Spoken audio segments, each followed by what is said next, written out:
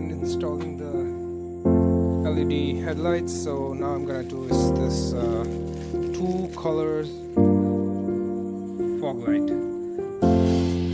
So this is a H11 bulb, so it will emit two colors.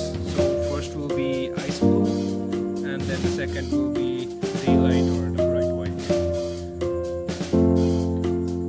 So hopefully it's gonna be a good fit. Okay, I'll try to grab it from underneath.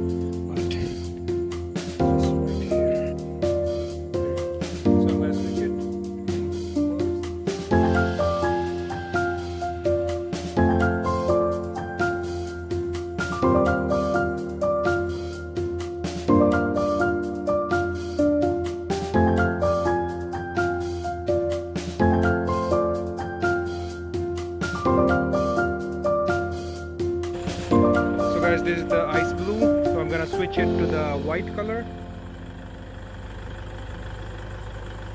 Okay, here's the white.